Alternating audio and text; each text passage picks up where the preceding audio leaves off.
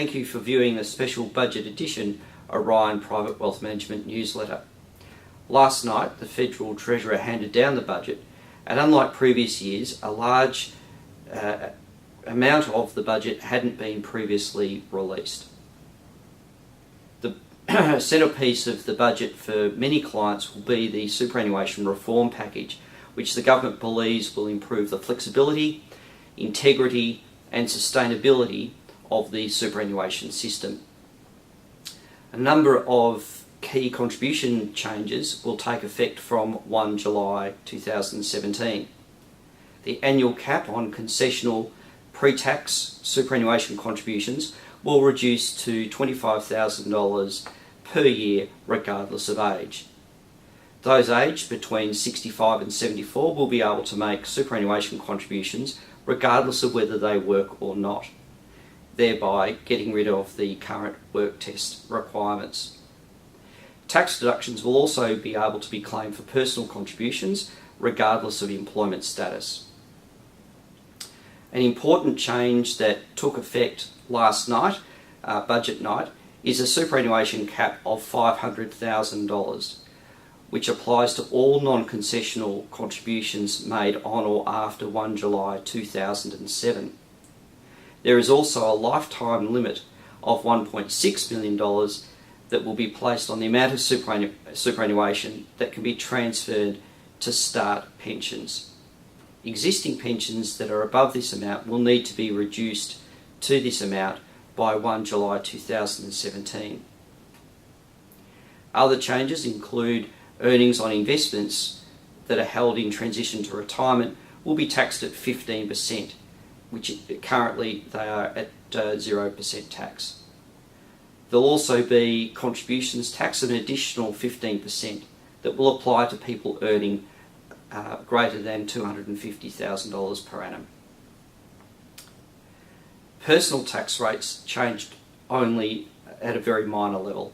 The income tax threshold at which 37% tax rate applies will increase to $87,000 on 1 July 16 from the current $80,000. Also, there were significant changes with regards to small businesses and the small business tax rate. From 1 July 16, the tax rate will be 27.5%, and this will apply for all businesses with turnover of $10 million or less. There will be further tax concessions that will apply in future years, and ultimately the vision is for, or the plan is for, the tax rate of 25% to apply to all companies. Importantly, it's also what was not mentioned in the budget last night. Not mentioned in the budget was negative gearing. The government has left this policy unchanged, which creates a point of difference to the proposals that are being presented by the opposition at this time. There were no changes to the age pension, and there were no changes to capital gains tax discounts.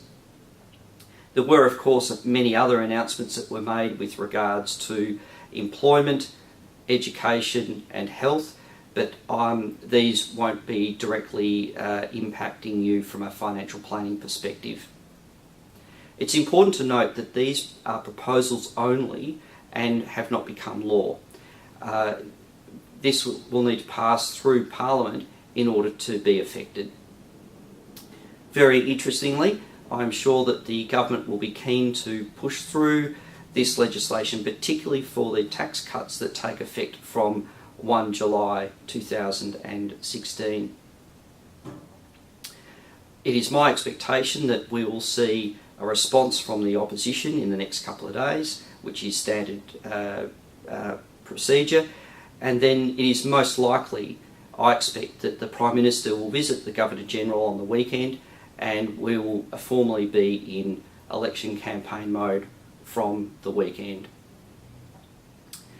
Finally, I'd just like to point out that it's pleasing that many clients did take advice and made non-concessional contributions before last night, and as a result of this advice they will benefit greatly. There will be impact on your circumstances as a consequence of these quite considerable changes to superannuation, and we will assess those and communicate how you'll be impacted and the recommendations that are appropriate to your personal circumstances when we conduct our reviews in the coming weeks and months. On a final note, there was an interest rate reduction last night or yesterday.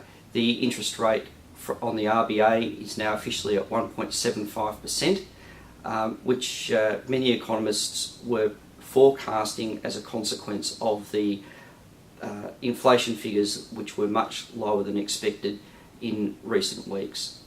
Interestingly, a number of analysts are still forecasting that there will be another rate cut during the course of this year.